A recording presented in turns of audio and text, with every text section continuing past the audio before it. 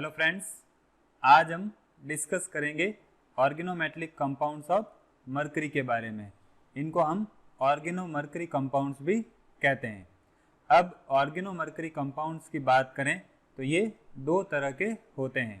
पहली टाइप में मरकरी के साथ एक एल्काइल ग्रुप और एक हैलाइड अटैच रहेगा, और दूसरी टाइप में मरकरी के साथ दो एल्काइल ग्रुप या दो अराइल ग्रुप अटैच रहेंगे। अब पहले डिस्कस करेंगे एल्काइल मरकरी हैलाइड्स को। अब इनके प्रिपरेशन मेथड डिस्कस करेंगे। सबसे पहला मेथड हो जाएगा एल्काइल हैलाइड और मरकरी से।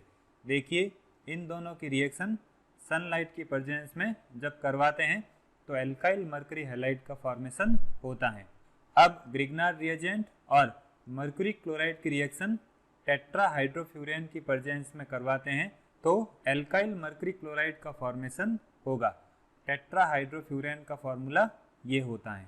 अब अगर डाई एल्काइल मरकरी और मरकरी क्लोराइड को एक साथ रिएक्ट करवाया जाता है तो भी एल्काइल मरकरी क्लोराइड का फॉर्मेशन होगा। इसी तरह से डाइएज़ोमीथेन और मरकरी क्लोराइड की रिएक्शन से भी एल्काइल मरकरी क्लोराइड का फॉर्मेशन होगा। यहाँ पर एल्काइल ग्रुप से एक हैलोजन अटैच है। अब अगर सोडियम अमलगम और एल्काइल हैलाइड की रिएक्शन करवाते हैं तो भी एल्काइल मरकरी हैलाइड का फॉर्मेशन होता है।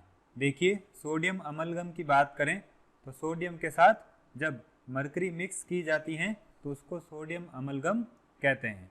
इसी तरह से अगर जिंक के साथ मरकरी मिक्स की जाती है तो उसको जिंक अमलगम कहते हैं। अब नेक्स्ट मेथड हो जाएगा from aryl sulphonic acid and mercury chloride. इन दोनों की रिएक्शन से अराइल मरकरी क्लोराइड का फॉर्मेशन होगा। अब बात करते हैं मर्क्यूरेशन की। देखिए, जब एरोमेटिक हाइड्रोकार्बन्स की रिएक्शन मर्क्यूरिक सॉल्ट के साथ करवाई जाती है तो उस प्रोसेस को मर्क्यूरेशन कहते हैं। अब ये हो जाएगी इसकी रिएक्शन। यहाँ पर मर्क्यूरिक सॉल्ट में जो X हैं वहाँ पर परक्लोरेट हो सकता है या एसीटेट हो सकता है। अब इसका एग्जाम्पल देखते हैं। देखिए, अगर फिनॉल की रिएक्शन मर्क्यूरिक एसीटेट और NaCl की प्रेजेंस में करवाई जाए तो ortho hydroxy phenyl mercuric chloride का फॉर्मेशन होता है। अब देखते हैं इनकी प्रॉपर्टीज। देखिए, एल्काइल मरकरी हैलाइड और अराइल मरकरी हैलाइड की बात करें तो ये सॉलिड कंपाउंड्स होते हैं। अब देखते हैं इनकी रिएक्शन क्लोरोफॉर्म के साथ। देखिए, जब फिनाइल मरकरी ब्रोमाइड क्लोरोफॉर्म के साथ KOH की प्रेजेंस में रिएक्शन करता है तो फिनाइल ट्राई हेलोमिथाइल मरकरी का फॉर्मेशन होता है। ये फिनाइल ग्रुप हो गया और यहाँ पर इस कार्बन से 3 हैलोजन अटैच हैं, इसलिए इसको हम ट्राई हेलोमिथाइल ग्रुप कहेंगे। अब फिनाइल ट्राई हेलोमिथाइल मरकरी की बात करें तो इसका यूज़ डाईक्लोरोकार्बिन को प्रिपेयर करने में किया जाता है, और डाईक्लोरोकार्बिन एक रिएक्शन इंटरमीडिएट होता है जिसका फॉर्मूला ये रहेगा। नेक्स्ट पॉइंट हो जाएगा रिएक्शन विथ एल्काइंस। देखिए, जब एल्काइल मरकरी क्लोराइड इथाइन के साथ रिएक्शन करेगा तो इथाइन ग्रुप इस क्लोरीन को रिप्लेस कर देगा।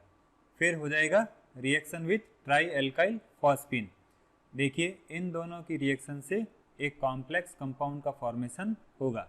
अब बात करते हैं इलेक्ट्रोलाइसिस की। देखिए, जब मिथाइल मरकरी एसीटेट का इलेक्ट्रोलाइसिस किया जाता है तो मिथाइल मरकरी कैटायन और एसीटेट आयन का फॉर्मेशन होता है। अब मिथाइल मरकरी कैटायन एक इलेक्ट्रॉन गेन करके मिथाइल मरकरी में कन्वर्ट हो जाएगा और इसके दो मॉलिक्यूल कंबाइन होके डाई मिथाइल मरकरी का फॉर्मेशन करेंगे। अब ये रिएक्शंस कैथोड पर कंप्लीट होती हैं क्योंकि यहाँ पर मिथाइल मरकरी कैटायन का रिडक्शन हो रहा है, और जहाँ पर रिडक्शन होता है वो हमेशा कैथोड होता है और जहाँ पर ऑक्सीडेशन होता है वो एनोड होता है। आपको इसको कैसे याद रखना है? देखिए, ये हो जाएगा ऑक्सी एनोड और ये हो जाएगा री कैथोड। अब देखते हैं रिएक्शन विथ I2। तो जब ortho hydroxy phenyl mercury chloride की रिएक्शन आयोडीन के साथ होगी तो ऑर्थो आयोडोफिनॉल का फॉर्मेशन होगा। अब नेक्स्ट रिएक्शन हो जाएगी मिथेनॉल और कार्बन मोनोऑक्साइड के साथ। तो देखिए जब एल्काइल मरकरी नाइट्रेट की रिएक्शन कार्बन मोनोऑक्साइड और मिथेनॉल के साथ होती है तो एस्टर का फॉर्मेशन होता है। अब बात करते हैं ऑक्सोमर्क्यूरेशन की। देखिए जब हाइड्रोकार्बन्स की रिएक्शन मर्क्यूरिक एसीटेट के साथ होती है तो उसको हम ऑक्सोमर्क्यूरेशन कहते हैं और इस रिएक्शन से फिनाइल मर्क्यूरिक एसीटेट का फॉर्मेशन होगा। नेक्स्ट हो जाएगा डाई एल्काइल मर्करी। देखते हैं इसके प्रिपरेशन मेथड्स। सबसे पहला हो जाएगा from alkylation of mercuric compounds. देखिए ये हो गया मर्क्यूरिक हैलाइड और इसका एल्काइलेशन हम ग्रिग्नार्ड रिएजेंट की हेल्प से करेंगे तो डाई एल्काइल मर्करी का फॉर्मेशन हो जाएगा।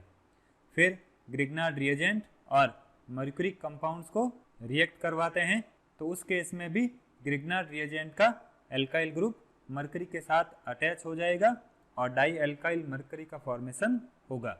फिर ग्रिग्नार्ड रिएजेंट और ऑर्गेनोलिथियम कंपाउंड की रिएक्शन करवाएं तो उस केस में भी इथाइल फिनाइल मर्करी का फॉर्मेशन होगा। और साइक्लोपेंटा डाईइन की रिएक्शन मर्क्यूरिक ऑक्साइड के साथ करवाते हैं तो बिस साइक्लोपेंटा डाईइनाइल मर्करी सेकेंड का फॉर्मेशन होगा।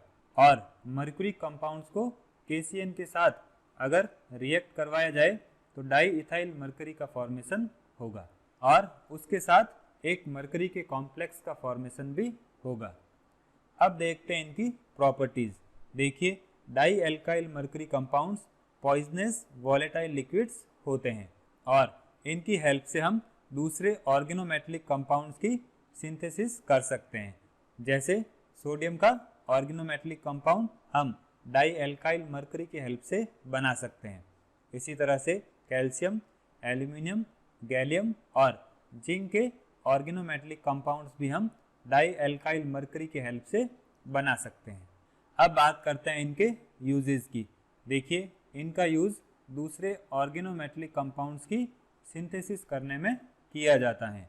और ऑर्गेनोमर्करी कंपाउंड्स की बात करें तो इनका यूज़ सिलिकॉन, आर्सेनिक और बोरॉन में ऑर्गेनिक ग्रुप को अटैच करने में किया जाता है। अब बात करते हैं स्ट्रक्चर की।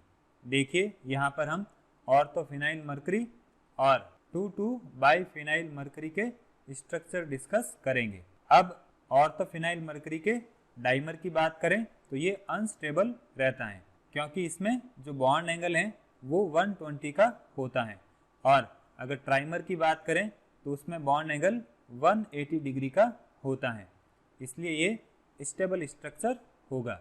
अब 2,2-बाइफिनाइल मर्करी की बात करें तो इसका मोनोमर अनस्टेबल होता है लेकिन इसका जो टेट्रामर स्ट्रक्चर है वो स्टेबल होता है।